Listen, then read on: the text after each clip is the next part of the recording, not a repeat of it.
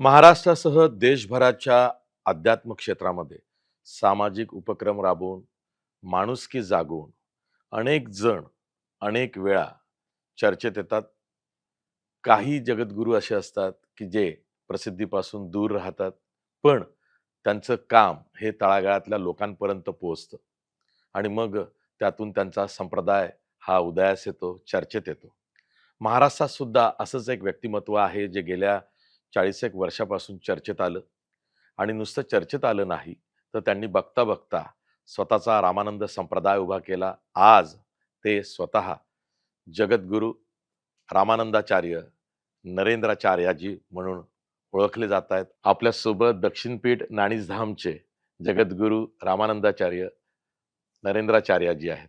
स्वामीजी, स्वागत आहे तुमचं लोकमतच्या या पॉडकास्टमध्ये. मला नेहमी असा प्रश्न पडतो, की जेव्हा तुम्ही चर्चेत येता, त्याच वेळा तुमच्याविषयी गैरसमज सुद्धा पसरवले जातात आणि तुम्हाला जे वाटतं, की समज म्हणून ते पसरावेत, त्याच्या नेमकं उलट होत असतं. आज इतक्या वर्षानंतर मागे वळून बघताना तुम्ही कसं बघता या गोष्टीकडे, की कधी खूप प्रसिद्धी झाली असेल, काही गैरसमज पसरले असतील आणि आता हळू-हळू लोकांनाही हे कळतं, की तेव्हा जे आरोप झाले होते किंवा गैरसमज पसरवले गेले होते, तशी परिस्थिती नाहीये. पण मागे वळून बघताना आता कसं वाटतंय? आपल्या भारतामध्ये सत्यमेव जयते असं सांगितलं जातं. सत्य हे कधीच लोपावत नाही. सत्य समजण्यासाठी उशीर लागतो. तसं अनेक जे यशस्वी झाले त्या अनेकांना ह्या संकटाचा सामना करावा लागला. त्यामुळे मी त्याच्यातून सुटेन ही अपेक्षा करणं अयोग्य आहे. मी मानवता धर्म पाळतो आणि मानवता धर्म या गोष्टीवर माझा विश्वास आहे. त्या समाजाची सेवा करायची, माणसातली मानवता जागृत करायची, हे अभियान घेऊन आम्ही बाहेर पडलो आणि मानवतेसाठी कार्य करत राहिलो. त्यामुळे काही जणांना आवडलं नसेल, त्यांनी टीका केली. काही जणांना आवडलं, ते मला जॉइन झाले आणि आज जवळ-जवळ 30-40 वर्षाचा प्रवास हा अशा प्रकारे आलेला आहे. मला नरेंद्राचार्याजी जेव्हा लक्षात राहतात, अनेक वेळा मुंबईमध्ये तुमचा विषय निघतो. तेव्हा तळागाळातून आलेले जे कोकणी मुंबईमध्ये वसलेले आहेत लोक, ते असं बोलतात, की आम्हाला काय दिलं असेल नरेंद्राचार्याजींनी, तर आमच्यातला न्यूनगंड दूर केला. आम्हाला आत्मविश्वास दिला आणि महत्त्वाचं म्हणजे मुंबईमध्ये उभं राहण्याची ताकदसुद्धा दिली. तर हे कसं काय? संतांचं कामच आहे, की माणसाला त्याच्यामध्ये जे देवत्व आहे, त्याच्यामध्ये जो स्वाभिमान आहे, तो जागृत करणं, हे त्यांचं काम आहे. आणि आम्ही केवळ कोकणासाठी नाही काम केलं. मी जगद्गुरू रामानंदाचार्य आहे. त्यामुळे अखिल भारत देशामध्ये आमचं कार्य चालू आहे. भारताच्या बाहेरसुद्धा कार्य चालू आहे. त्यामुळे फक्त मी कोकण हा डोळ्यासमोर दृष्टिकोन धरत नाही. माझ्या डोळ्यासमोर दृष्टिकोन असतो तो माणूस. मला माणसातला देव जागृत करायचा आहे. जगद्गुरू तुकोबाराय सांगतात, "तुझं आहे तुझं पाशी, परी वेडा जागा चुकलाशी." ती जागा त्याला दाखवणं, त्याच्यामध्ये स्वाभिमान निर्माण करणं, हे मला वाटतं मी माझं कर्तव्य समजतो आणि मी काम करतो. स्वामीजी, जगद्गुरू रामानंदाचार्य ही पदवी आहे. ही पदवी तुम्हाला कशी मिळाली? कोण देतं ही पदवी? ही पदवी आम्हाला 21 ऑक्टोबर 2005 साली मिळाली. विद्वत सभा जी असते काशीची आणि आमचे आखाडे असतात. ते आखाड्याचे सर्व श्रीमहंत हे एकत्र येतात आणि ते ठरवतात, की आपल्या धर्माचा शैव, वैष्णव हे 2 पंथ आहेत सध्या प्रचलित. शाक्त, सौर, गाणपत्य हे 3 पंथ वैष्णव संप्रदायामध्ये सध्या विलीन आहेत. तर शैव आणि वैष्णव हे जे 2 पंथ आहेत, या दोन्ही पंथांना आचार्य निवडला जातो. मग तो ही विद्वत सभा आणि त्यांचे आखाडे हे निवडत असतात. तर 21 ऑक्टोबर 2005 साली मला अयोध्येमध्ये माझ्या वयाच्या 39व्या वर्षी ही पदवी देण्यात आली आणि आमचे आखाडे परिषद जे आहे, त्या आखाडा परिषदेने दिली. साधू संतांनी दिली. आमचा निर्वाणी आखाडा, निर्मोही आखाडा, दिगंबर आखाडा, त्यानंतर उदासीन आखाडा, बडा उदासीन आखाडा, असे आमचे 6 आखाडे आहेत वैष्णवांचे. त्या आखाड्यानं ठरवलं, की आम्हाला दक्षिणेकडे जसे शंकराचार्य 4 पीठं आहेत. 4 दिशेला 4 पीठं आहेत. तसं वैष्णवांचं दक्षिणेकडे पीठ नव्हतं. ते दक्षिणेकडे आमचा आचार्य असला पाहिजे. म्हणून 21 ऑक्टोबर 2005 साली अखिल भारतीय आखाडा परिषदेनं आणि संपूर्ण साधू समाजानं एकत्र येऊन आमचा पट्टाभिषेक केला आणि आम्हाला जगद्गुरू रामानंदाचार्य या पदावर बसवलं. इसवी सन 7व्या शतकामध्ये आद्य जगद्गुरू शंकराचार्य निर्माण झाले आणि त्यांनी हिंदू धर्म जो इतरस्त झाला होता, दुभांगला होता, त्याला एकत्र करण्याचं काम केलं आणि 4 पीठं भारतामध्ये वेगळ्या ठिकाणी निर्माण केली आणि हिंदू धर्माचं संवर्धन करण्याचं काम केलं. त्यानंतर अनेक वर्षे गेली आणि 13व्या शतकामध्ये आद्य जगद्गुरू रामानंदाचार्य आले आणि आद्य जगद्गुरू रामानंदाचार्यांच्या काळामध्ये मोगलांचं वर्चस्व वाढलेलं होतं. मोगल साम्राज्य वाढलेलं होतं आणि हिंदू समाज जो आहे, तो हिंदू समाजाला पिळवटलं जात होतं. तलवारीच्या जोरावर हिंदू समाजाचं इस्लामीकरण करण्याचं काम जोरात सुरू होतं. त्यावेळी भगवान आद्य जगद्गुरू रामानंदाचार्य आले आणि भगवान आद्य जगद्गुरू रामानंदाचार्यांनी जसं मी आता घर वापसी करून आम्ही आता 1,53,413 कुटुंबांना हिंदू धर्मात आणलंय. तशा प्रकारे त्या काळी इसवी सन 13व्या शतकामध्ये अ, आद्य जगद्गुरू रामानंदाचार्यांनी इस्लामीकरण थांबवलं आणि हिंदूंना आपल्या धर्मामध्ये घेतलेलं आहे. तर त्यांनी 16 वेळातून धर्म बाहेर काढला आणि त्यांचा संदेश आहे, जात पात पूछे ना कोई, जो हरी का भजन करे वो हरी का होई. अशा प्रकारे त्यांच्या संदेशावर आमचं कार्य चालू आहे. माझा संदेश आहे, तुम्ही जगा, दुसऱ्याला जगवा. हा माझा संदेश आहे. स्वामीजी, रत्नागिरी जिल्ह्यातल्या नाणीजसारख्या एका छोट्याशा गावातनं तुम्ही सरकारी नोकरी होतात. तुम्ही नोकरी करत होता जिल्हा परिषदेमध्ये ग्रामसेवकाची. बरोबर. त्यानंतर ती नोकरी तुम्ही सोडली किंवा राजीनामा दिला याविषयी सुद्धा काही कथा, आख्यायिका ह्या प्रसिद्ध झाल्या, त्याच्याही बातम्या झाल्या, त्याचीही चर्चा झाली. पण मला एक बेसिक प्रश्न नेहमी पडतो, की अशी कोणती प्रेरणा, की ज्यामुळं तुम्हाला असं वाटलं, की आपण या अध्यात्माच्या क्षेत्रामध्ये किंवा ज्याला म्हणूया उपासना लोकं असंही म्हणाले, की बुवाबाजीच्या क्षेत्रामध्ये तुम्ही आलात. पण असं काय अशी उर्मी दाटून आली, की तुम्हाला असं वाटलं, की नाही, मला या वाटेवर जायचंय? समाजासाठी जगायचं हे लहानपणापासूनचं स्वप्न होतं. माझी आई जी आहे ती दत्त महाराजांची भक्त आणि त्यामुळे आईचे संस्कार माझ्यावर झालेले होते आणि लहानपणापासूनच कदाचित खिलाडू वृत्ती आमच्यामध्ये होती असेल, नेतृत्व गुण असेल. आमच्या कोकणामध्ये होळीचा सण साजरा केला जातो. तर आम्ही 7वी-8वी ला असताना मित्रांना एकत्र करायचं आणि तो होळीचा सण साजरा करायचा. दहीहंडी साजरी करायची. असे गुण उपजत कदाचित आमच्यामध्ये होते असतील. कदाचित ते नियतीला करून घ्यायचं होतं असेल, म्हणून तिने ते करून घेतलं असं मला वाटतं. आपण म्हणालात ते बरोबर आहे. आम्ही नोकरीला होतो. 29 मार्च 1985 ला मी ग्रामसेवक पदावर आरूढ झालो.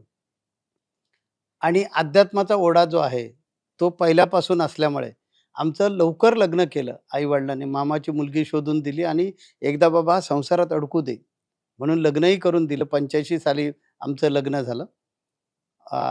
15 ऑक्टोबर 1985 ला लग्न झालं. म्हणजे नोकरी मार्चमध्ये लागली आणि लगेच आमचं लग्न पण करून टाकलं, की बाबा हा लग्नात लग्न झाल्यानंतर तरी संसारामध्ये रमेल. पण आम्हाला मुळातच संसाराची गोडी नव्हती किंवा ओढ नव्हती. असंच काहीतरी समाजासाठी करत राहायचं, हा पूर्वीपासूनचा ध्यास. मग मी माझे गुरुदेव काडसिद्धेश महाराज, कोल्हापूर कणीरला आता अदृश्य महाराज आणि मी जे दोघे गुरुबंधू आहोत आणि समर्थ सद्गुरू काडसिद्धेश महाराज हे माझे गुरु आहेत. त्यांच्याकडून मी दीक्षा घेतली. त्यांनी मला 92 साली विचारलं, की "तू काय करतोस?" मी म्हटलं, "नोकरी करतो." "सोडून दे," म्हणाले. "तुझ्याकडून वेगळं कार्य होणार आहे, तू सोडून दे." गुरु वाक्य मंत्र मुलं. मी दुसऱ्या दिवशी गेलो, बेसिक पे भरला आणि राजीनामा दिला. आणि मी राजीनामा देऊन स्वेच्छानिवृत्ती घेतली आणि 8 वर्ष सर्व्हिस झाली होती. 14 फेब्रुवारी 1992 ला व्ही.के. गौतम म्हणून त्यावेळचे सीओ आहेत. त्यांच्या सहीचं माझ्याकडे ऑर्डर आहे. पण मी कधी खुलासाच देत नाही त्या गोष्टीचा. पण बातम्या अशा पसरल्या, हां, की पण मी नोकरीवरून कधी काढलं गेलं. हां, मला सस्पेंड केलं, मी फ्रॉड केला वगैरे अशा प्रकारच्या काही वाटेल त्या अफवा पसरवल्या. आपण काम करत राहायचं. आपल्या कृतीतून ते सिद्ध होईल. म्हणून माझ्याकडे आमची जर Wikipedia पाहिलात किंवा आमच्या वेबसाईटवरती ऑर्डर आहे. भक्तगणाने ठेवलेली. आमची राजीनामा मंजूर झालेली. 1.5 ओळीमध्ये ऑर्डर आहे. एन.बी. सुर्वे ग्रामसेवक यांनी दिनांक अमुक-अमुक तारखेला राजीनामा दिलेला आहे. तर त्यांचा राजीनामा या आदेशाद्वारे स्वीकृत करण्यात येत आहे. एवढ्या 1.5 ओळीचे आदेश आहे. पण मला गरज नाही वाटली की खुलासे द्यायचं. आपण काम करत राहायचं. सत्य हे सत्य राहणार आणि ते कधीतरी उघडकीला येणार. म्हणून मी कधी त्याचा खुलासा दिला नाही. कारण मला ठाऊक आहे की मी चालतोय, तो रस्ता योग्य आहे आणि मी योग्य मार्गावर आहे. त्यामुळे त्याचा खुलासा द्यावा किंवा त्याच्यामुळे लोक बाजूला होतील. माझा व्यवसायच नाही आहे. हा व्यवसाय नाही आहे. त्यामुळे मला त्याच्यासाठी विचार करायला पाहिजे असं नाही. नरेंद्र दाभोळकर तर आमच्या पाठी लागले होते. कारण आम्ही लोकांच्या अंधश्रद्धा निर्मूलनाचे. Correct, correct, correct. लोकांच्या अडचणी ऐकून घेतो आणि त्यांना अंधश्रद्धांपासून बाजूला काढतो. माझी त्रिसूत्री आहे. तुमचे डोळे विज्ञानवादी ठेवा, मन अध्यात्मवादी ठेवा आणि बुद्धी वास्तववादी ठेवा. या त्रिसूत्रीनं जगा. भक्ती देव प्रसन्न होण्यासाठी करायची नसते. प्रापंचिक लोकांना मी सांगतो, देव प्रसन्न होण्यासाठी भक्ती नाही करायची. भक्ती यासाठी करायची की तुला जगताना तुझ्यामध्ये संयम, समयसूचकता, प्रगल्भता, साधक-बाधक विचार करण्याची क्षमता, तुझ्यामध्ये नेतृत्व करण्याचे गुण आले पाहिजे, तुझ्यामध्ये खिलाडू वृत्ती आली पाहिजे, तुला साधक-बाधक विचार करता आला पाहिजे. यासाठी तुझं अंतर्मन आणि बहिर्मन एकाग्र कर. ते केलंस तर 100% तू एकाग्र होशील आणि तुझ्यामध्ये ती क्षमता निर्माण होईल आणि जीवनातले प्रसंग तू हाताळशील. मी नेहमी लोकांना सांगतो, जीवन हा प्रवास आहे. जन्माच्या स्टेशनवरून सुरुवात करतो आपण, मृत्यूच्या स्टेशनवर जातो. तो मधला जो प्रवास आहे त्याचं नाव जीवन. ह्या जीवनात फक्त 3च प्रकारचे प्रसंग येतात. एक आनंदाचा प्रसंग येतो, दुसरा दुःखाचा प्रसंग येतो आणि तिसरा संमिश्र असतो. त्यात दुःख पण असतं, आनंद पण असतो. आनंद तुम्हाला पचवता आला पाहिजे. आनंद पचवता आला पाहिजे हां, दुःख झेलता आलं पाहिजे. आणि दुःख झेलता झेलता आलं आलं पाहिजे. पाहिजे. आणि इथेच माणसाची तगमग होते. हां, अगतिकता तिथंच वाढते आणि हां, मग त्या अवस्थेमध्ये तो तुमच्याकडे येतो करेक्ट. आणि तुमच्याकडे आल्यावरती तुम्ही त्यांना 10 मिनिटं चमत्कार दाखवता, अजिबात नाही. तुम्ही त्यांना काही बुवाबाजी, त्रोटकं देता, अ, संरक्षक कवच देता. अशा आख्यायिका आहेत, अशा बातम्या बरोबर, आहेत बरोबर, आणि तसे आरोपही झालेले आहेत. म्हणून मी बरोबर. हा प्रश्न विचारला. बरोबर, बरोबर. एकदम बरोबर आहे. अशी अगतिकता झाली, की तो माणूस माझ्याकडे येतो. माझ्याकडे आल्यानंतर मी त्याला सांगतो, "दिवसातून 10 मिनिटं कधीही वेळ काढ, कधीही वेळ काढ आणि फक्त एकाग्र होण्याचा प्रयत्न कर." आणि माझं दुसरं पथ्य, स्वप्नात सुद्धा कुणाचं वाईट चिंतू नका. ही माझी 2 पथ्य आहेत. मला कधी पैसे लागत नाहीत. माझं म्हणणं आहे, की मग भिकाऱ्यामध्ये आणि साधूमध्ये फरक काय? भिकारी सुद्धा पैसे घेतो आणि आशीर्वाद देतो. संत जर पैसे घेऊन आशीर्वाद देत असतील, तर संतामध्ये आणि भिकाऱ्यामध्ये फरक काय? संतांनी समाजाकडचं घ्यायचं नाही, समाजाला द्यायचं. भोंदू बाबा आणि साधू हाच यांच्यातला फरक आहे. फरक हाच हा फरक कसा आहे. ओळखायचा? हाच फरक आहे, की जो समाजाला भीतीमधून बाजूला काढतो आणि स्वतःला त्याला स्वावलंबी बनवतो, तो संत आहे. आणि जो भीतीमध्ये ठेवतो, दडपणाखाली ठेवतो, तो भोंदू आहे. आणि तो फक्त स्वार्थ उकाळण्याचा प्रयत्न करतो. संताचं काम असं आहे, त्याने स्पष्ट बोललं पाहिजे आणि ती ताकद तुझ्यामध्ये आहे. तू हे करू शकतोस, तू कमी नाही आहे, स्वतःला का कमी समजतोस? अशा प्रकारे त्याला जागृत करणं हे संताचं काम आहे आणि ते संतांनी केलं पाहिजे. स्वामीजी नाणीजला आता ते श्री क्षेत्र नाणीज आहे, नाणीज धाम आहे आणि खूप लोक तिथे येतात. संप्रदाय तुमचा वाढला आहे. आता महाराष्ट्रात तर तो वाढला आहे, देशात वाढला आहे. ठिकठिकाणून लोक नाणीजला येत आहेत. आल्यानंतर जे नेहमी येतात ते तर तुमचे भक्त आहेत, भाविक आहेत. पण जे पहिल्यांदा येतात तेही समाधानी होताना दिसतायत. असं काय मिळतं त्यांना तुमच्याकडनं, की त्यांचं समाधान होतं? त्याला जी स्टॅबिलिटी पाहिजे ना, ती देण्याचं काम मी करतो. कशी करतो? तर विज्ञानाच्या माध्यमातून देतो. माझा अंगारे, गंडे, दोरे, धुपारतीवर विश्वास नाही आहे. अंगात येणे हे थोतांड आहे असं माझं म्हणणं आहे. कोकणामध्ये कळे लावले जातात. त्याच्यावर मी टीका करतो. माझं पुस्तक आहे. पुस्तक आहे भेद अंधश्रद्धेचा. हे माझं पुस्तक आहे.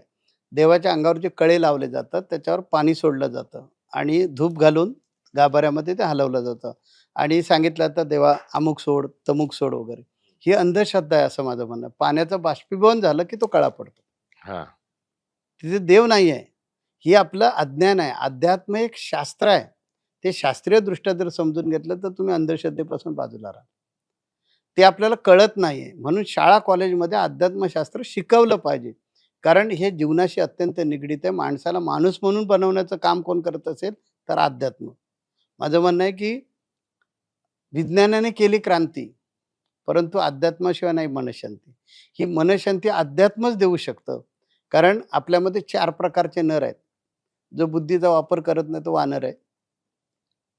जो क्रूर आहे, ज्याला दुसऱ्याची दयामाया येत नाही तो राक्षस आहे. जो प्रत्येक गोष्टीत स्वार्थ बघतो तो माणूस आहे आणि जो दुसऱ्यासाठी जगतो तो देव आहे. हे चारही आपल्यातच आहेत आणि हे बनवण्याचं काम कोण करत असेल तर मन. आज विज्ञानाची गंमत अशी आहे, विज्ञानाला मन मान्य नाही आहे. कारण ते विज्ञानाच्या परीक्षा नळीमध्ये काढता येत नाही. अध्यात्मशास्त्र जे असं शास्त्र आहे, की ते अनुभूतीचं शास्त्र आहे. तुम्ही लिटर आणि किलोमीटर ही दोन्ही परिमाणं वेगळी आहेत ना. अध्यात्माला आज मेजर पट्टी घेऊन जातात विज्ञानाची, मोजायचा प्रयत्न करतात म्हणून ते आपल्याला बोगस वाटतं. परंतु जर विचार केला तर अध्यात्मशास्त्र हे फार पराशास्त्र आहे, की जिथे विज्ञानाची उत्तर संपतात तिथे अध्यात्म सुरू होतं. असं हे अध्यात्मशास्त्र आहे. तेव्हा ते शास्त्रीयदृष्ट्या जर समजलं तर समाजातल्या अंधश्रद्धा निर्मूल होतील. दाभोळकरांना आम्ही तेच म्हटलं होतं, की मला सुद्धा अंधश्रद्धा निर्मूलन करायचं आहे. माझ्याकडे जे लोक येतात त्यांची अडचण मी ऐकून घेतो आणि त्याला काय सांगतो, की हा तुझा प्रश्न तू सोडवू शकतोस. त्यासाठी तू एकाग्रतेचा व्यायाम घे 10 मिनिटं. मी तुला गॅरंटी देतो तू 7-8 दिवस हा व्यायाम कर. कपालभाती केल्यानंतर जर आपलं पोट आतमध्ये जात असेल, तर मनाला तू जर एकाग्रतेचा व्यायाम दिलास तर का नाही तुझ्या संयम वाढत तो मी दाखवतो. मला ज्यावेळी गुरुदेवांनी सांगितलं, की "तू नोकरी सोड" म्हणून. मी राजीनामा दिला. राजीनामा दिला आणि मला सांगितलं, "चालू कर."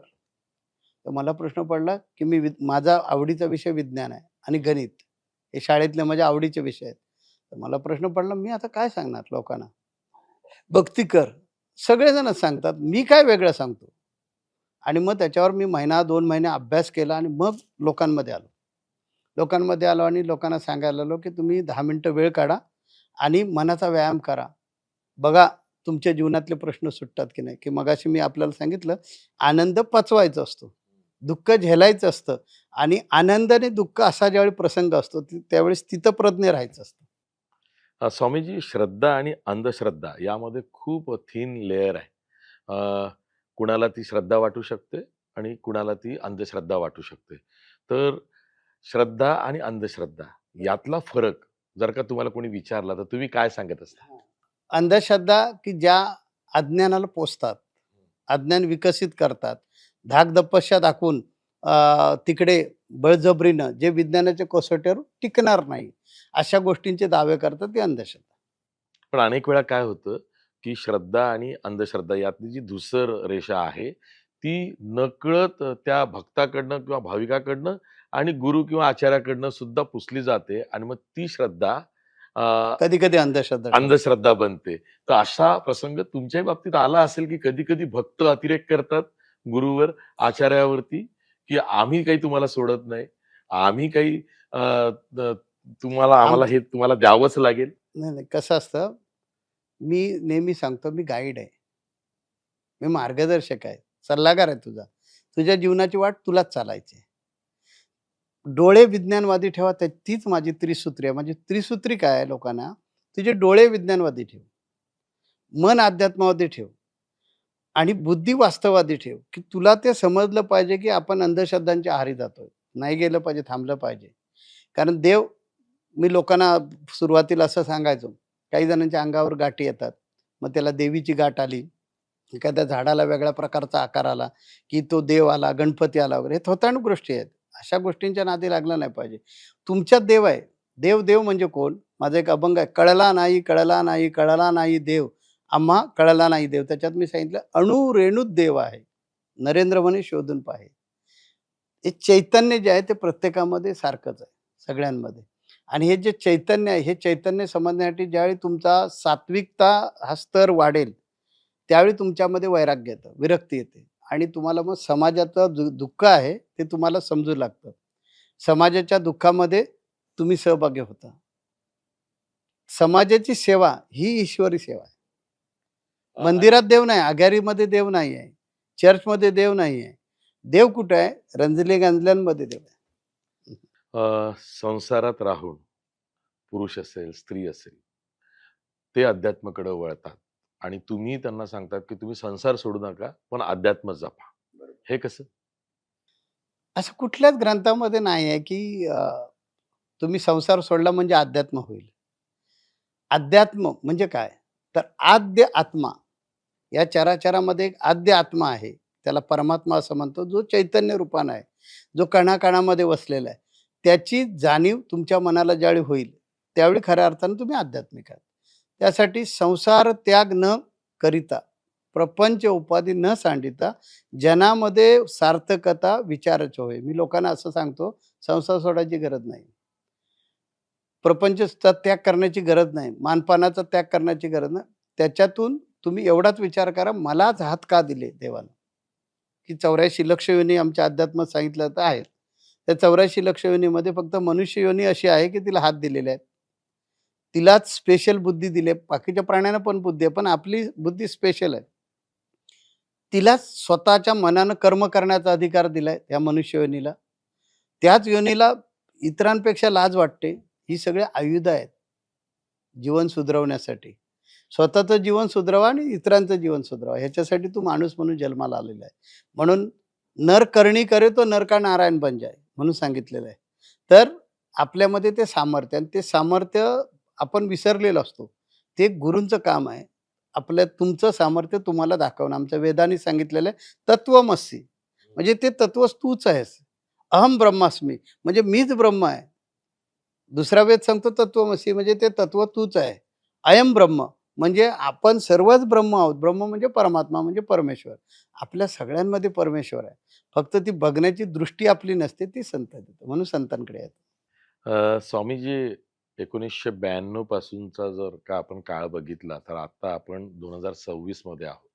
32-33 वर्ष झाली आहेत, की नाणीज हे चर्चेत आलं, आज वाढलं, तुमचा संप्रदाय वाढला, भक्तगण वाढलेत. हिंदू धर्मामध्ये आपण पुरुषसत्ताक पद्धती ही जास्त राबवली जाते, ती बिंबवली जाते आणि महिलेला आदर दिला जातो, पण मान दिला जात नाही. तुमचं उलटं आहे, की महिला वर्गांसाठी सुद्धा अध्यात्म असलं पाहिजे. महिलेचा आदर झाला पाहिजे, तसा तिला मानही मिळाला पाहिजे आणि तुमच्या भक्तगणामध्ये महिलांची संख्या सुद्धा खूप मोठी आहे.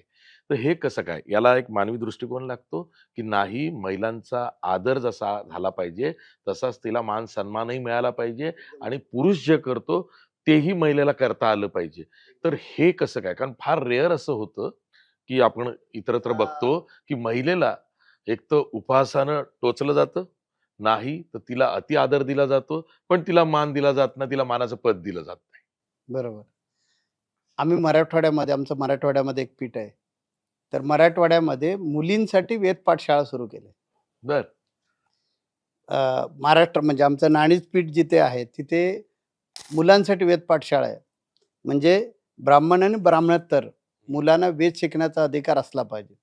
म्हणून आम्ही कवी कुलगुरू कालिदास विद्यापीठ नागपूरचं जे रामटेकचं आहे, महाराष्ट्र शासनाचं संस्कृत विश्वविद्यालय, त्याची शाखा नाणीजला चालवतो.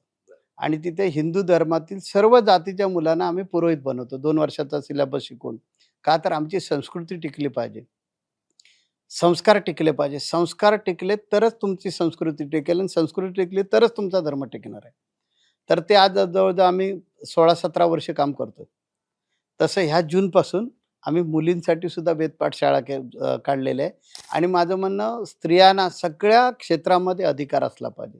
कारण स्त्री ही ओरिजिनल शक्ती आहे. आपण ज्यावेळी पूजेला बसतो, त्यावेळेला आपल्याला न्यास करावे लागतात. कारण न्यास याचा अर्थ, की आपल्या शरीरामध्ये शक्ती आणावी लागते. स्त्रियांना करावं लागत नाही न्यास. ही म्हणजे आद्यशक्ती त्या आहे. आद्यशक्ती आहे, आणि त्या आद्यशक्तीला आपण प्रत्येक क्षेत्रामध्ये आणलं पाहिजे, असं माझं म्हणणं आहे. आणि जिथे-जिथे आम्हाला शक्य आहे, तिथे-तिथे आम्ही महिलांवर जबाबदारी टाकतो. आमच्या संप्रदायाची एक महिला सेना आहे, विंग आहे स्वतंत्र, आणि त्यामार्फत महिलांना पुढे आणण्याचा प्रयत्न करतो. स्वामीजी, 92 पासून आपण पुढे आलोत. तेव्हाचा एक काळ होता, जेव्हा तुमच्यावरही टीका, आरोप होत होते. त्यातून तुम्ही पुढे आलात आणि तेवढ्यावरच थांबला नाही, तर तुम्ही समाजोपयोगी उपक्रम खूप मोठ्या प्रमाणात राबवले. पर्यावरणपूरक उपक्रम सुद्धा राबवलेत आणि आता जिथं ग्लोबल विलेज ही संकल्पना प्रत्यक्षात उतरलेली आहे. इंटरनेटचा जमाना आहे, सोशल मीडियाचा जमाना आहे. लोकं फक्त मनःशांतीसाठी तुमच्याकडे येतात असं नाही. तुम्हाला सुद्धा त्यांच्यापर्यंत वेगवेगळ्या माध्यमातून अप्रोच व्हावं लागत असेल. तर मग हा पसारा कसा वाढला? अ, आम्ही विज्ञानाचा पुरेपूर वापर करून घेतलाय. माझ्याबरोबर आय-टीचे 300 आय-टी इंजिनिअर सेवा देतात, हं. संप्रदायातले. आमची स्वतःची 18 ॲप्लिकेशन आहेत. बरं. आणि विज्ञान जर तुम्ही अतिरेकासाठी, घातक कृतीसाठी वापरू शकता, तर अध्यात्मासाठी का वापरू नये? आणि त्याचा वापर केला मी. माझी रिक्वायरमेंट स्वतःची असते. ते सॉफ्टवेअर जे असतात, त्या सॉफ्टवेअरमध्ये लॉजिकला फार महत्त्व असतं. ते बांधायचं जे कोडिंग बरोबर. केलं जातं, पण त्या कोडिंगला जे लॉजिक असतं, त्यातलं 75% लॉजिक माझं असतं. आणि अशी जवळ-जवळ आम्ही 18 ॲप्लिकेशन करून घेतलेले आहेत तयार आणि त्याच्या माध्यमातून पारदर्शकता ठेवता येते. लोकांपर्यंत पोहोचता येतं. ज्यावेळी कोरोना सुरू होता, त्या कोरोनामध्ये आमचा भक्तगण कोणी डिस्टर्ब नाही झाला. कारण आम्ही दररोज आध्यात्मिक शाळा आमची असते. सकाळी 6 ते 7 दररोज मी कनेक्ट असतो लोकांना आणि त्याच्यातून त्यांची विल पॉवर वाढवणं, त्यांना सुसंस्कारित बनवणं. आज युवा पिढी आमच्यावर प्रचंड फिदा आहे.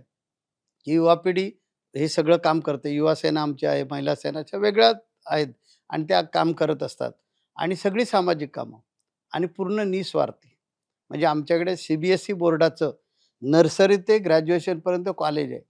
जवळ-जवळ आज 17 वर्ष झाली. ₹1 पण आम्ही पालकांकडून घेत नाही, मुलांकडून घेत नाही आणि ते चालवलंय. त्याचबरोबर आमची ॲम्ब्युलन्स सेवा आहे. 53 ॲम्ब्युलन्स आहेत महाराष्ट्रामध्ये. 18 वर्ष झाले त्याला. दरवर्षी कमीत कमी 20-25 हजार लोकांचे प्राण वाचवतात. 10 मिनिटात तो ड्रायव्हर जाऊन तिथं पोहोचला पाहिजे आणि नजीकच्या हॉस्पिटलला घेऊन गेलं पाहिजे. 10-15 मिनिटं हा गोल्डन अवर असतो. तो जर ॲक्सिडेंटचा पेशंट पोहोचला तर वाचवू शकतो. अशा अनेक आम्ही सेवा करतो आणि त्या पूर्ण निस्वार्थी सेवा आहेत. आमच्या 50व्या वाढदिवसाच्या निमित्तानं लोकांना आम्ही अपील केलं, की मरणोत्तर देहदान करा. 56,000 फॉर्म शासकीय महाराष्ट्रातल्या शासकीय महाविद्यालयांवर जमा केलेले आहेत आणि त्यातलं आज 175 देहदान झालंय. 116 ऑर्गन डोनेट झालेत. म्हणजे आता इकडे शहरामध्ये इकडे मुंबई वगैरे इकडे जर देह मिळाला, तर त्वचादान पण करता येतं. बाकीच्या ठिकाणी नाही करता येत. अजून आपल्याकडे तशी महाराष्ट्रामध्ये सुविधा नाही. त्यामुळे मग नेत्रदान. अशा प्रकारचे 116 लोकांचे नेत्रदान पण केलेलं आहे. ऑर्गन डोनेटमध्ये मग काम पण करतोय. आम्ही नेट झिरोवर काम करतोय. 2023 सालापासून आमच्या पायी दिंड्या येतात. आमचं नागपूरचं पीठ आहे मगाशी मी म्हटलं. ते 45 दिवस हजारो लोक नागपूर ते नाणीज येतात. तेलंगणातून नाणीजला येतात. गोव्यातून नाणीजला येतात. इथून वसईला आमचा मठ आहे मुंबईमध्ये. तर मुंबईतून नाणीजला जातात. अशा प्रकारे आमची 7 पीठावरून ह्या पायी दिंड्या येतात आणि जनजागरण करतात ग्लोबल वॉर्मिंगबद्दल. बरं. की प्लास्टिकचा कमी वापर करा, पाणी अडवा, पाणी जिरवा, वृक्ष लावा. ग्लोबल वॉर्मिंगचे जे दुष्परिणाम आहेत ते सांगतो आम्ही. आमच्या नाणीच्या पीठावर म्हणजे सगळ्याच पीठांवर नेट झिरोचा प्रयत्न चालला आमचा असं. आणि कच्चे बंधारे बांधा, ग्राम स्वच्छता करा. त्यानंतर एस-टी-पी जे प्रकल्प आहेत ते आमच्या पीठांवर चाललेत. तर अशा प्रकारचा ज्यावेळी तुमचा दृष्टिकोन असतो, त्या तरुणांना तो आवडतो आणि मग तरुण आकृष्ट होतात त्याच्याकडे आणि मग ते आमचे सुरुवातीपासूनची भूमिका आहे. आपण फक्त नेतृत्व करायचं आणि त्यांना दिशा द्यायची. मग ते घेऊन जातात पुढे आणि तसं चालवतात. महाराष्ट्रभर काय मी म्हणेन देशातून अनेक वेळा अशी मागणी होत असेल, की आमच्याकडे कच्चे बंधारे बांधा किंवा समाजोपयोगी उपक्रम आमच्याकडे सुद्धा झाले पाहिजेत. मग जेव्हा अशी मागणी येते, तेव्हा त्यांनी काय करायचं? कुठे मागणी करायची? मागणी येण्याची गरज नाही. आमचा सगळ्या भारत देशामध्ये संप्रदाय आहे. त्यामुळे सगळीकडे हे काम चालू असतं. दर महिन्याला एक उपक्रम आहे. मी नियोजनाला जीवनामध्ये फार महत्त्व देतो. 92 म्हणजे आमच्या वेबसाईटवर बघितलं तर 97 पासूनची कॅलेंडर आहेत.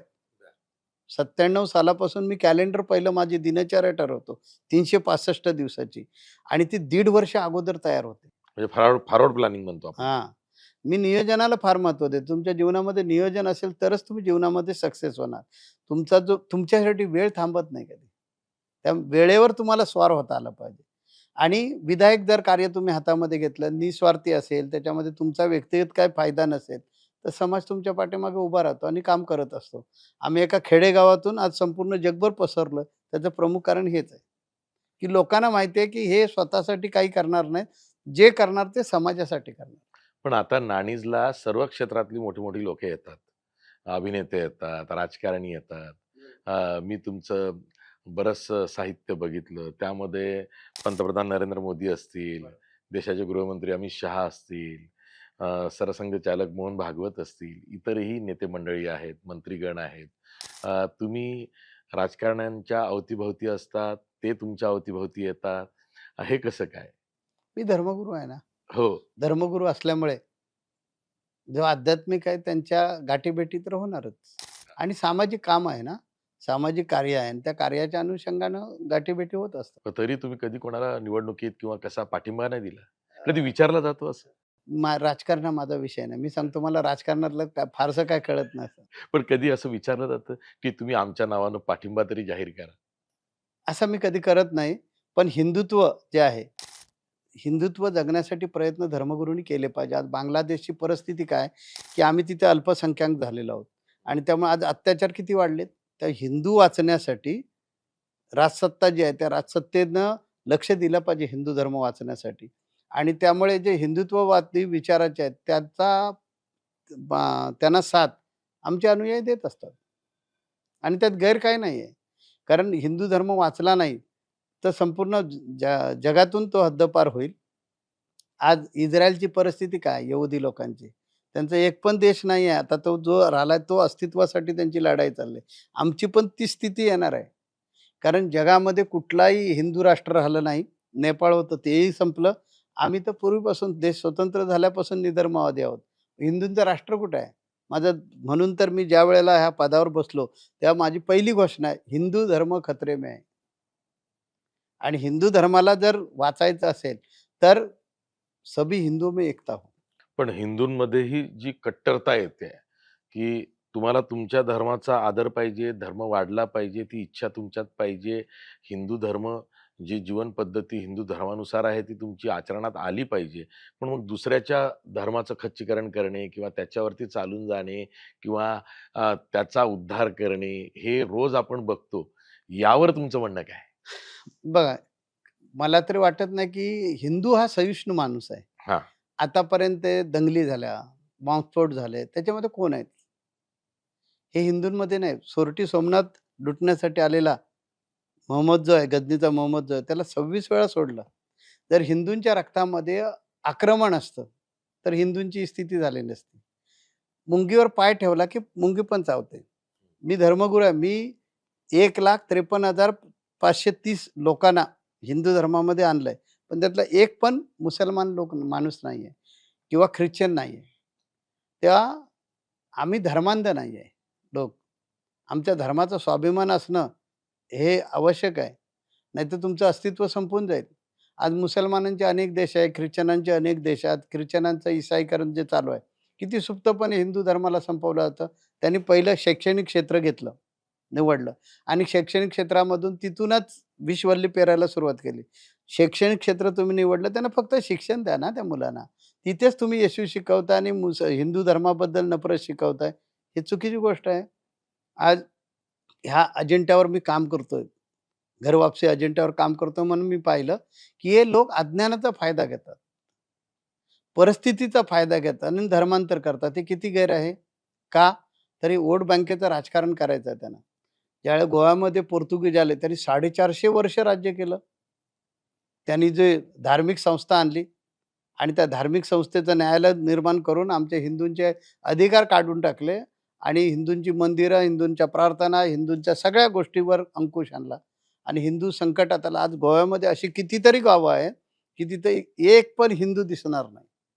मोगल आले. मोगलांनी पण अशा प्रकारे अत्याचार केले आणि इस्लामीकरण केलं. असं मला एक तरी उदाहरण दाखवा, की हिंदू राजानं मुस्लिमांचं मुस्लिमीकरण म्हणजे हिंदूकरण करून मुसलमान धर्म संपवला, ख्रिश्चन धर्म संपवला. नाहीतर मी आपल्याला कितीतरी अशी उदाहरणं देईन, की जे ईसाई किंवा मुस्लिम धर्माकडून आमच्यावर अत्याचार झाले, अन्याय झाले. तलवारीच्या पात्यावर इस्लामीकरण केलं गेलं. त्या हिंदू धर्म हा सहिष्णुवादी धर्म आहे. मध्यंतरी एक आलं होतं, की भगवा दहशतवाद वगैरे. मुंगीवर पाय ठेवला की चावणार ना. तसा तो प्रकार होता कारण अति झालं होतं. एक असा काळ होता, की त्या काळामध्ये आमचे सण आले, आमचे उत्सव आले, आमच्या काही प्रथा परंपरा आल्या, आमच्या काही संस्कारांचे विषय आले, की प्रसिद्धी माध्यमांच्या मधून अशा प्रकारची काही ही लावली जायची म्हणजे लिंकच लावली जायची, सीरियल लावली जायची, की हिंदू कसा बुरसटलेला विचाराचा आहे, किती मागासलेला विचाराचा आहे, किती अंधश्रद्धाळू हे सांगितलं जायचं. पण माणूस संस्कारामुळेच माणूस होतो असं माझं प्रामाणिक मत आहे. आणि हे संस्कार जिवंत ठेवणं आवश्यक आहे. या संस्कारांमध्ये समाजकारण असतं. त्याच्यामध्ये विज्ञान पण आहे. आम्ही आता वटपौर्णिमेचं पूजन करतो. त्यामध्ये विज्ञान आहे ना. वृक्ष वल्ली आम्हा सोयरे वनचरे असं जगद्गुरू तुकोबारायांनी सांगितलेलं आहे. निसर्गामधला आम्ही देव मानतो. गंगा मातेला आम्ही देव मानतो. तर अशा संस्कार असलेला हा धर्म आहे. आणि हा धर्म जगात टिकणं गरजेचं आहे. तरच जगाचं स्वास्थ्य टिकेल. हे धाडसानं कदाचित तुम्हाला वाटेल की मी बोलतोय, पण मी ते प्रामाणिकपणे बोलतोय. धर्माचा धर्मगुरू म्हणून नाही बोलत. मी प्रत्येक धर्माचा अभ्यास केलेला आहे.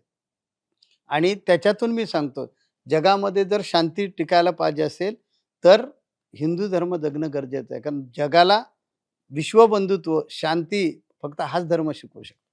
स्वामीजी, तुम्ही इतकं सहज ओघवतं बोलता आणि प्रत्येक भक्तगण मग वैयक्तिक पातळीवरती त्याच्या आयक्यू लेव्हलला जाऊन त्याच्याशी संवाद साधता. कदाचित हे सुद्धा एक गुपित असेल, की तुमची लोकप्रियता वाढते आहे किंवा भक्तगण तुमच्यावरती जास्त प्रेम करतात असं वाटत नाही? मी खुर्ची लक्षात ठेवत नाही कधी. पद लक्षात नाही ठेवत. माणसातला माणूस जागृत करणं हे माझं मिशन आहे. आणि त्यामुळे त्याचा मित्र वेळप्रसंगी झालं पाहिजे, वेळप्रसंगी आई झाले पाहिजे, वेळप्रसंगी वडील झालं पाहिजे, वेळप्रसंगी मार्गदर्शक झालं पाहिजे. ही सगळी नाती मी बजावतो. म्हणून लोक माझ्यावर प्रचंड प्रेम करतात.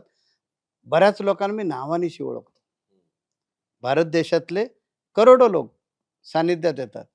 तो कितीही वर्षानं भेटला तरी त्याला बऱ्याच जणांना आम्ही नावानं ओळखत असतो आणि त्यामुळे कदाचित ते अटॅचमेंट असेल. स्वामीजी, धर्माच्या नावावरती राजकारण केलं जातं असा आरोप नेहमी होतो. मग धर्मकारण आणि राजकारण याची स्पष्टता कशी करायची? कारण आत्ताचा काळ असा आहे, धर्मात राजकारण आहे की राजकारणात धर्म आहे? किंवा धर्मातली मंडळी जी आध्यात्मिक गुरु म्हणून आहेत, ती राजकारणाकडे वळताना दिसतायत. ती कधी-कधी राजकीय नेत्यांवरती कुरघोडी करताना दिसतायत. मग हे स्पष्ट कसं करायचं? धर्म जो आहे तो संस्कार करतो. धर्म जिवंत ठेवला पाहिजे आणि राजकारण सुद्धा आवश्यक आहे. ते जिवंत ठेवलं पाहिजे. दोघांच्या सीमारेषा वेगवेगळ्या आहेत आणि दोघांनी आपापल्या क्षेत्रामध्ये काम करावं असं मला वाटतं. त्यामुळे धार्मिक नेत्यांनी राजकारणात उतरावं का? असा बऱ्याचदा प्रश्न आम्हाला पण विचारला जातो. तर मला विचारायचं व्यक्तिगत तर माझी बिलकुल इच्छा नाही. कारण एवढी सेवा करू शकतो. जेवढी राजकारणात येऊन करता येणार नाही, तेवढी सेवा तुम्ही धर्मात राहून करू शकता. कारण धर्मामध्ये तुम्हाला माणूस म्हणून घडवता येईल. त्यामुळे धर्म जो आहे तो धर्मानं राजकारणामध्ये हस्तक्षेप जो आहे, तो फार करू नये आणि राजकारणानं धर्मामध्ये हस्तक्षेप करू नये. दोघांनी जर एकमेकाचे नियम पाळले, तर मला वाटतं फार छान होईल. 2027ला नाशिकमध्ये कुंभमेळा होतोय आणि त्यानिमित्तानं खूप आव्हानं आहेत. म्हणजे सरकारसमोर सुद्धा आयोजनाचं आव्हान मोठं आहे. आता आपण प्रयागराजला चेंगराचेंगरी झाली. त्यानंतर नाशिकमध्ये जो कुंभमेळा होतोय, तिथं सगळी व्यवस्था चोख असावी, याकडं सरकार लक्ष देतंय. पण ते देत असताना वृक्षतोड असेल, इतर बाबी केल्या जातायत. त्याविरोधात आंदोलन सुद्धा सुरू आहे. तुम्ही सरकारला काही असा सल्ला द्याल का? खास करून पर्यावरणपूरक काही सल्ला द्याल का? कारण तुमचं काम पर्यावरणाला घेऊन इतकं आहे. तर मग इथे नेमकं मग वृक्षतोड मोठ्या प्रमाणात होते असे आरोप होत आहेत. अ, गिरीश महाजन आम्हाला भेटले होते, नाशिकचे पालकमंत्री. पालकमंत्री. त्यांना आम्ही विचारलं, की कुंभमेळा तर झाला पाहिजे. कुंभमेळा मंत्री असल्यामुळे त्यांच्याने आमची गाठभेट होत असते. तर त्यांनी सांगितलं, "महाराज या अफवा आहेत सगळ्या. आम्ही रिप्लांटेशन करतोय. कुंभमेळा तर झाला पाहिजे. हिंदू धर्माच्या अस्मितेचा प्रश्न आहे तो. महाराष्ट्राच्या अस्मितेचा प्रश्न आहे आणि त्यामुळे कुंभमेळा तर झाला पाहिजे. कुंभमेळ्याची जागा तर बदलता येणार नाही. कारण त्याला आध्यात्मिक महत्त्व आहे. वेद पुराणांपासून ते ठिकाणाला महत्त्व आहे. त्या मध्यंतरी आपण पुरोगामी राज्यामध्ये राहतो. त्यामध्येच कुणीतरी असा सूर काढला होता, की हे झाडांची तोड करण्यापेक्षा तुम्ही असं का नाही करत, जागा का बदलत नाहीत? तर ते शक्य नाही आहे. ते शासनाला पण शक्य नाही आणि हिंदू म्हणाल ते पटणार नाही आणि त्यामुळे कुंभमेळा तिथेच झाला पाहिजे. वृक्ष तोड झाली नाही पाहिजे. नद्या स्वच्छ राहिल्या पाहिजेत. कारण नदी हा आपला जीव आहे आणि आम्ही तिला माता मानतो. त्यामुळे तिच्यावर पण आक्रमण नाही झालं पाहिजे. तिची पण अस्वच्छता झाली नाही पाहिजे. पण कुंभमेळा पण झाला पाहिजे. मग आता त्याचा समन्वय तर साधावा लागेल ना आणि त्यामुळे आम्ही त्यांना विचारलं, की "तुम्ही वृक्षतोड का करताय?" म्हणून. तर म्हणाले, "महाराज 12 वर्षानंतर कुंभमेळा होतो. 12 वर्षामध्ये ही पृथ्वी आहे ना, पृथ्वीतून उगवू शकतात झाडं. अशी न लावलेलं प्लांटेशन तिथे उगवलेलं आहे आणि तो कुंभमेळ्याच्या जागेवर आहे. ते आम्ही ते काढतोय. आम्ही पण हरित गावं झाली पाहिजे असे प्रयत्न शासनाचे आहेत. तर आम्ही वृक्षतोड कशी करू? तर ते काढतोय. काही वेळेला अगदी इलाज नाहीये, त्यावेळी थोडंसं हे करावं लागतंय. पण रिप्लांटेशन करतोय आम्ही आणि त्यांनी रिप्लांटेशन केलं आणि जेवढी झाडं काढली त्याच्यापेक्षा कितीतरी पटीने झाडं लावली. आम्ही आमच्या आश्रमामध्ये पण त्यांनी आम्हाला झाडं दिली होती. ती नाशिकच्या आश्रमामध्ये आम्ही पण झाडं लावली. त्यामुळे समन्वय तर साधावा लागेल ना. गिरीश महाजन किंवा सरकारच्या वतीनं ते काय रिप्लांटेशन करतायत, याचा काही वेळोवेळचा आढावा तुम्हाला दिला जातोय? आमच्या ज्यावेळेस सभा होतात, त्यावेळी आम्ही हा प्रामुख्याने मुद्दा उचलतोच. आता परिस्थिती अशी आहे, की जिथे आमचा खालसा लागला होता कुंभमेळ्यामध्ये, तिथे आता एस-टीचा डेपो आहे. हं. मग आता तिथे जर जागाच मर्यादित आहे, कारण आम्ही वैष्णव हे इकडे नाशिकमध्ये राहतो आणि शैव जे ते त्र्यंबकेश्वरला कुंभमेळ्याच्या निमित्तानं असतात. तर ती जागा तर बदलता येणार नाही आणि नाशिकमध्ये तपोवनाच्या आजूबाजूला शहरीकरण झालेलं आहे. त्याच्यामुळे समन्वय तर साधावा लागेल. सरकार चालवणारी माणसंच आहेत. त्यांना समजून घ्यावं लागेल आणि समन्वयानं मार्ग काढावा लागेल. त्यामुळे वृक्ष जे आहेत, त्या जागेवर ते काढावेच लागतील. त्याचं रिप्लांटेशन करण्यासाठी दुसरीकडे शिफ्ट करावेच लागतील, नाहीतर कुंभमेळा होणार नाही. सरकारनं तीच भूमिका घेतली. हां, सरकारने तीच भूमिका घेतली. त्यामुळे सरकारचं काही गैर आहे असं मला नाही वाटत. स्वामीजी, समाजामध्ये सध्या ज्या पद्धतीनं मोठ्या प्रमाणात हिंसा वाढली आहे, गुन्हेगारीकरण जास्त झालेलं आहे, व्यसनाधीनता खास करून तरुण पिढीमध्ये जी फारच वाढलेली आहे. अशा वेळेस तरुणांना अ, समज बनणार नाही, काही सल्लाही बनणार नाही. पण तरुणांना अशी काही सूचना तुम्ही कराल का, की ह्या गोष्टींपासून खास करून या सोशल मीडियाच्या जगामध्ये ते सुद्धा एक व्यसन लागलेलं आहे. तर अशा वेळेस तरुण पिढी इथून पुढे काही वर्षांनी ती कशी वाहवत जाईल किंवा ती वाहवत जाऊ नये आत्ताच, यासाठी तुम्ही काही मार्गदर्शन करता? तरुण भरकटलेला नाहीये. तरुण गोंधळलेला आहे. बाहेरून आपला भारत देश हा विकसित देशामध्ये येता कामा नये. यासाठी सातत्यानं प्रयत्न चालू आहेत आणि त्यामुळे मग सोशल मीडिया असेल, वेगळ्या प्रकारची प्रसारमाध्यमं असतील, यांच्या माध्यमातून अशा प्रकारचे संस्कार केले जातात, की तरुण व्यसनाधीन कसे होतील, असा प्रयत्न केला जातो. जसं जपानमध्ये सगळे वृद्ध आहेत. प्रगती होत नाही. चायनामध्ये ती परिस्थिती निर्माण झाली. भारत हा तरुणांचा देश आहे आणि हा तरुणांचा देश जग पादाक्रांत करू शकतो, विश्वगुरू होऊ शकतो. म्हणून त्याला जिथे रोखण्याचा प्रयत्न करता येईल तिथे चालू आहे तो आणि म्हणून वेगळ्या प्रकारची व्यसनं पसरवलं शाळा कॉलेजच्या ठिकाणी वेगवेगळ्या प्रकारचे व्यसनं निर्माण केले जातात. एक फॅशन म्हणून व्यसन आणण्याची पद्धत आहे. मी व्यसनमुक्तीचं जवळ-जवळ 6-6.5 लाख माझ्याकडे रेकॉर्ड आहे. लोकांना मार्गदर्शन करून तरुणांना व्यसनमुक्तीपासून बाजूला केलं. 92 सालापासून आम्ही व्यसनमुक्ती करतो. म्हणजे पहिल्यांदा पदार्पण माझी जी आध्यात्मिक जीवनात झालं ते व्यसनमुक्ती. व्यसनमुक्ती करणारे महाराज अशी आमची सुरुवातीची ओळख आहे. पण एखाद्याचं व्यसन इतकं असेल, की ते सुटतच नसेल, अशीच लोकं तुमच्याकडे येतात. बरोबर. मग ते व्यसन सोडवणं किती कठीण आहे? हां, कठीण आहे ते. अ, व्यसन सोडण्यासाठी गंडे, दोरे, दारू, धुपारती ह्याने दारू कधी सुटणार नाही किंवा व्यसन तो सुटणार नाही. व्यसन करण्याची 5 कारणं आहेत. त्यातलं पहिलं कारण आहे संस्कार. म्हणजे आई-वडील जर असे असतील, तर माणूस तशा प्रकारे बिघडतो. दुसरं कारण आहे सहवास, मित्रांचा सहवास. तिसरं कारण आहे फॅशन. चौथं कारण आहे टेन्शन आणि 5वं कारण आहे अज्ञान. ह्या 5 कारणांपैकी कुठल्यातरी कारणानं माणूस व्यसनी होतो. आणि त्याला जर सोडायची असेल तर त्याचं मन जागृत करावं लागतं. त्याच्या मनाला ज्यावेळी लाज वाटते, की आपण करतोय ते चुकीचं करतोय. मी मानसशास्त्राआधारे मार्गदर्शन करतो आणि मग तो थोड्या वेळानं माणूस म्हणतो, "नाही, मी सोडतो, मी चूक करतो, बरोबर आहे." त्याला अशा प्रकारे आम्ही पटवून देतो, की टेलर असतो. त्या टेलरचा मुलगा शिलाई मशीन चालवतो. त्याला खास कुठं ट्रेनिंग घ्यावं लागत नाही. तो बघतो कोणाचं, तर तो म्हणतो बापाचं की आईचं बघत असतो. केस कापणारा जो माणूस असतो त्याचा मुलगा घरी केस वडिलांचं बघून शिकतो. त्याला खास ट्रेनिंग घेऊन यावं लागत नाही. तसं आपण व्यसनी असलो तर आपला मुलगा कसा फुकट जाईल? आपल्या पिढीला आपण कशाप्रकारे फुकट घालवतोय? हे ज्यावेळी त्याला कळतं आणि मग लाज वाटायला लागते त्याला. समाजामध्ये मान प्रतिष्ठा संपलेली असते. अशा गोष्टी ज्यावेळी त्याच्या मनाला पटतात, तेव्हा तो म्हणतो, "नाही, मी दारू सोडतो." नाही, अशी मी जवळ-जवळ 6,00,000 लोकांची दारू सोडली आहे.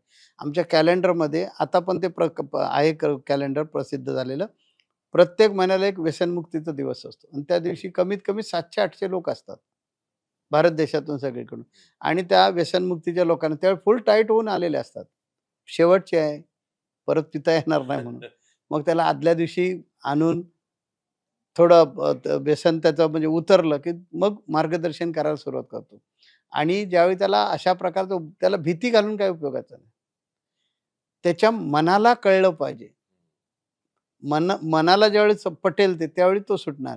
त्याला कळतं, की दारू पिणं आरोग्याला घातक आहे. दारूमुळे कॅन्सरसारखे आजार होतात, टीबीसारखे आजार होतात, लिव्हर फेल होतो. हे सगळं कळतं. पण जोपर्यंत त्याचं मन जागृत होत नाही, म्हणून मगाशी मी म्हटलं, की अध्यात्मशास्त्र जे मनावर इलाज करणारं शास्त्र आहे. आणि मग आध्यात्मिक मार्गाने त्याला भीती-भीती घालून तो नाही ऐकणार. तर ज्यावेळी त्याचं मन समृद्ध होईल, नाही चुकीचं करतोय मी. त्याला आम्ही असं एक उदाहरण देतो, की एक डॉक्टर आहे, एम-डी आहे. तुझी बहीण आहे का? तर हो आहे. तिच्याशी लग्न करण्यासाठी मी एम-डी डॉक्टरना पाठवतो. एकुलता एक आहे. आई-वडील त्याचे डॉक्टर आहेत. 40-50 एकर जमीन आहे. एम-डी म्हटल्यानंतर त्याला दिवसाला कमाई किती असेल त्याचा विचार कर. फक्त तो पितो. तू बहीण देणार का? तर नाही म्हणतो. का नाही देणार? बेवडा आहे तो. मग तू कोण आहेस? अशा प्रकारे त्याच्या मनाला लज्जा म्हणजे असे अनेक प्रकारची उदाहरणं देतो आम्ही त्याला पटवून. मग तो म्हणतो मी दारू सोडतो. तर तो जो माणूस आहे, तरुण जो आहे, तो या फॅशनच्या नावाखाली गोंधळलेला आहे. काय करायचं? पुरोगामीच्या नावानं बिघडलाय. हल्ली स्त्रिया पण दारू पितात फॅशन म्हणून. मोठ्या फॅमिलीतले जे आहेत, की स्वतःला उच्चभ्रू समजणारे दारू पितात, व्यसनं करतात. फॅशन आहे म्हणतात. त्यांचं बघून मुलं अनुकरण करतात. तर हे जे अंधानुकरण आहे, ते समाजाला गोंधळात टाकणारं आहे. आणि ते जोपर्यंत आपला ऱ्हास आहे ह्याच्यामध्ये हे कळत नाही, तोपर्यंत ते थांबणार नाही. स्वामीजी, आचार्य म्हणून तुमच्याशी सहज संवाद साधता येतो आणि त्यामुळंच भक्तगण मोठ्या संख्येनं तुमच्यापर्यंत येतात. कधी असे आई-वडील येतात का, की आमच्या मुलांना सोशल मीडियाच्या आहारी ते गेलेले आहेत, तर त्यातून तुम्ही सोडवा? हो, हो. तेही व्यसन वाटतं आता आणि बरोबर. आहेही ते. आता 3-4 वर्षाची मुलं मोबाईल घेतात आणि बसतात. तेच आम्ही आमच्या आध्यात्मिक शाळेमध्ये सकाळी हे संस्कार करतो, की आपण ह्या सोशल मीडियाचा उपयोग जेवढं सोशल मीडिया चांगला आहे, तेवढं घातक कसं आहे, हे व्यसन कसं आहे, त्याचे शारीरिक परिणाम, मानसिक परिणाम कसे होतात, ते त्या लोकांना सांगतो. त्यामुळे जसं दारू किंवा इतर व्यसन सोडण्यासाठी येतात, तसे हे सोशल मीडियाचं व्यसन सोडण्यासाठी पण लोक येतात आमच्याकडे. स्वामीजी, तरुण जर का एखादा असेल आणि त्यांना असं वाटत असेल, की आम्ही प्रोफेशनल आहोत, आमचा जॉब सुरू आहे, काहींचा व्यवसाय सुरू आहे, तरी सुद्धा आम्हाला आध्यात्मिक ज्ञान हवंय किंवा या क्षेत्रात यायचं आहे. अशी मंडळी पण येत असते. येतात ना. मग त्यांच्यासाठी काही वेगळा कसं उपक्रम असतं, की करता? तरुणाकडे जी शक्ती असते, ती शक्ती आणि भक्ती या 2 गोष्टींचा जर त्याने संयोग केला, तर तो उत्तम प्रकारचा जीवनामध्ये निर्णय घेईल. अध्यात्मात येणं म्हणजे सर्वस्वाचा त्याग करणं नाही. अध्यात्मामध्ये येणं म्हणजे आपली मानसिकता जी आहे ना, ती अपडेट ठेवणं. आपल्यामध्ये कारण सध्या इतके टेन्शन, नोकरीमध्ये टेन्शन. कारण कॉर्पोरेट लेव्हलला जेवढा पगार दिला जातो, तेवढंच त्याच्याकडून रिझल्ट काम पाहिजे काढून असतो. घेतलं जातं. हां. तर अशा प्रकारे असल्यामुळे टेन्शनग्रस्त जो माणूस आहे, त्या टेन्शनग्रस्त माणसाला मी टेन्शन फ्री कसं जगायचं, कसं आनंदी राहायचं, आहे त्याच्यामध्ये कसं समाधान राहायचं, ते शिकवतो. म्हणजे टास्क आणि टार्गेट याच्या पलीकडे जाऊन तुझी मनःशांती महत्वाची आहे.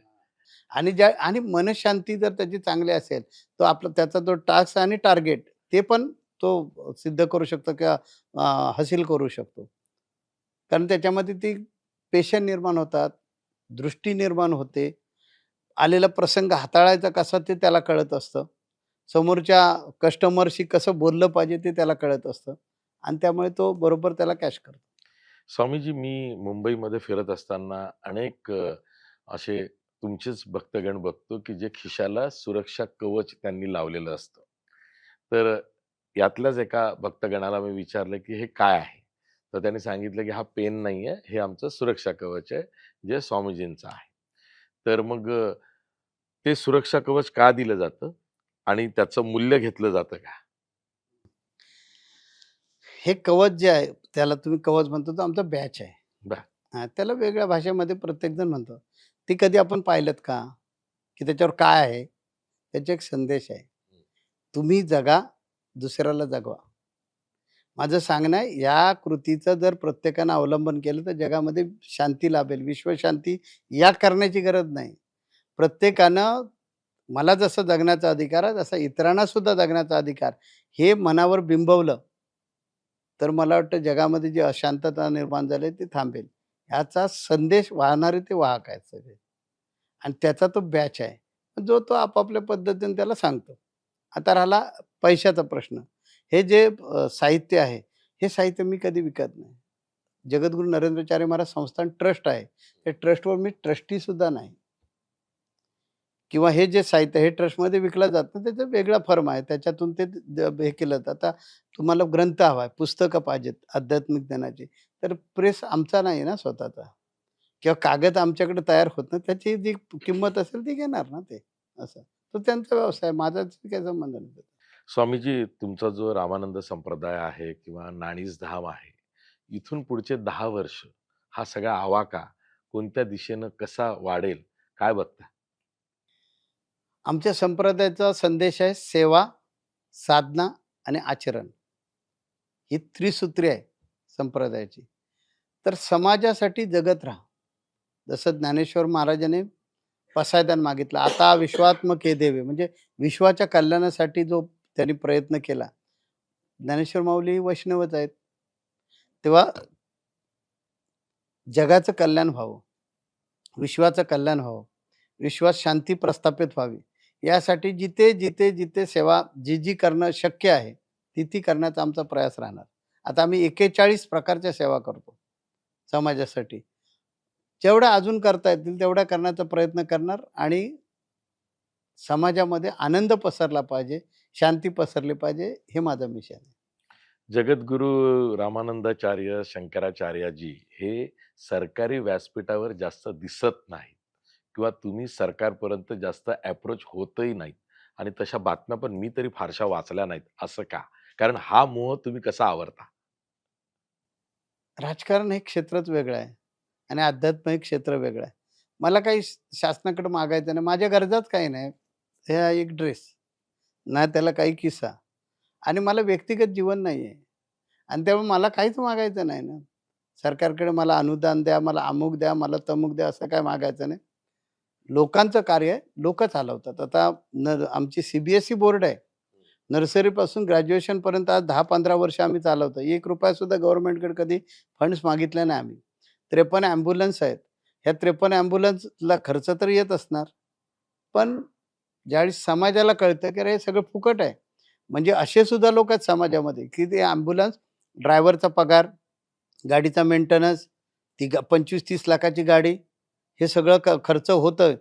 तर काही लोक असे सुद्धा आहेत, की गाडी दिसली की थांबवतात आणि पेट्रोल म्हणजे डिझेल भरून देतात, की नाही अरे हे चांगलं काम करतात. त्या ज्यावेळी तुम्ही समाजाभिमुख कार्य करत असता, तर समाज ते सगळं उचलून धरतो.